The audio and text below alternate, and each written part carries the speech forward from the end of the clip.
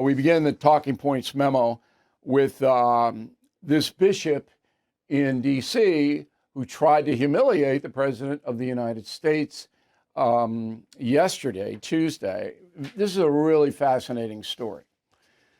So beginning in 1937, when Franklin Delano Roosevelt was inaugurated on January 20th, the next day, a tradition began where the new administration would go to the National Cathedral in Washington, D.C. for a prayer service.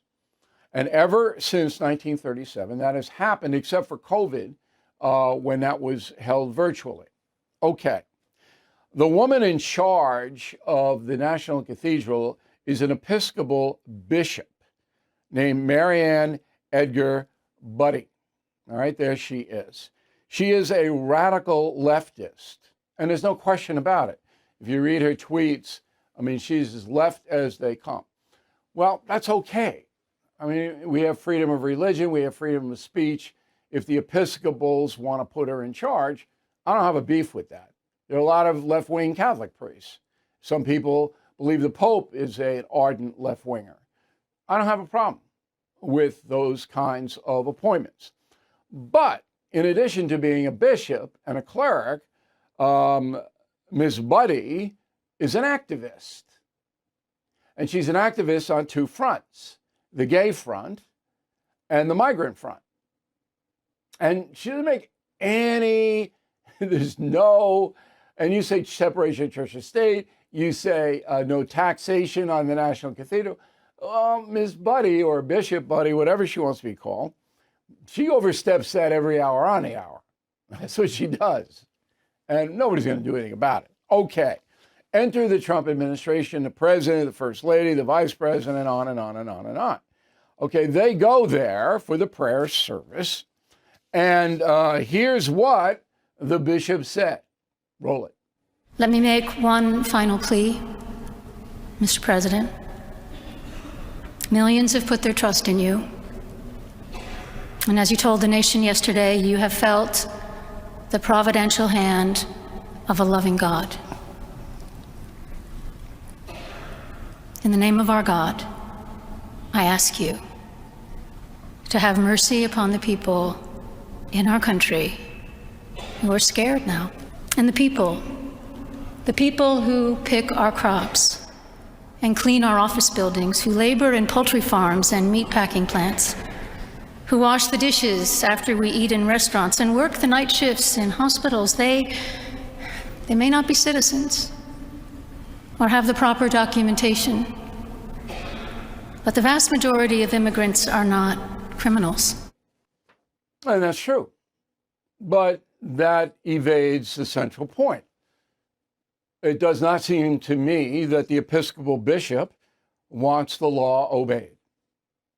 Am I misreading her? It seems to me that Bishop Budde wants anarchy. Is that merciful? I'll get into it a little bit more. But first, let me give you Donald Trump's response. Now, obviously, he's not going to be happy about this, but he should have known what he was walking into, because the Pope Francis, continually says the same thing. That we have to have compassion for the poor, the migrants, and you can't punish them. 100% of the time, that's what Pope Francis says, and I'm sure that's what Bishop Budde says.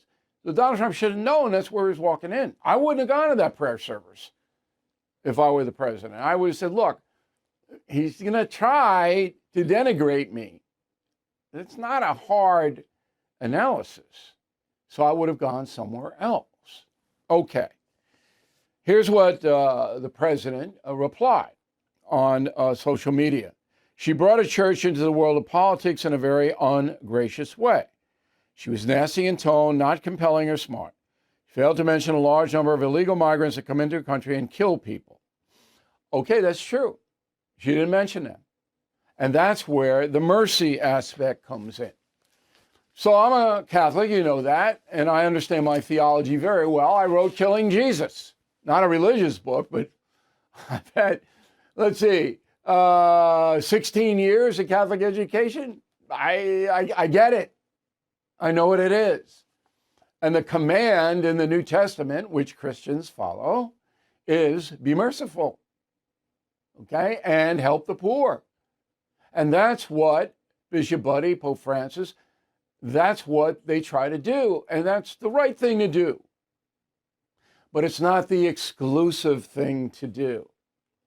Because you are not being merciful, Bishop, and I'm directing my comments to you, madam, by failing to obey the law. You are putting people at risk. You are hurting people.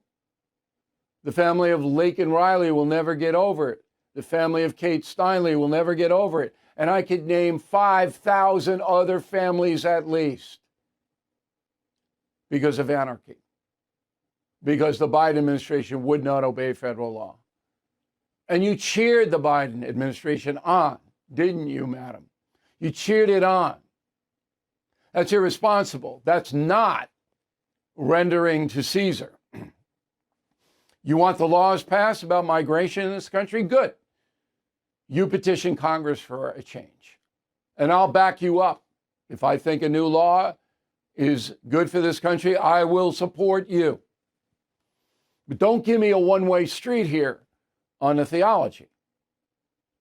Now, for Pope Francis, it's different because he's in the liberation theology movement. You have to understand where he comes from. He was almost killed by Galtieri and the fascists in Argentina. Literally killed. He knows that the oligarchy, to quote Bernie Sanders, in South America and Central America has persecuted poor people for hundreds of years. Pope knows that. And he knows that most migrants, as the bishop pointed out, are good people. They're just trying to improve their lives. But you don't throw out laws that protect the citizenry in the name of mercy. You pass better laws, more fair laws, and you don't try to humiliate the President of the United States. I can't cast a stone, but if I did that, I'd have to go to confession. I would. Because she knew she was going to do that, this Bishop Buddy.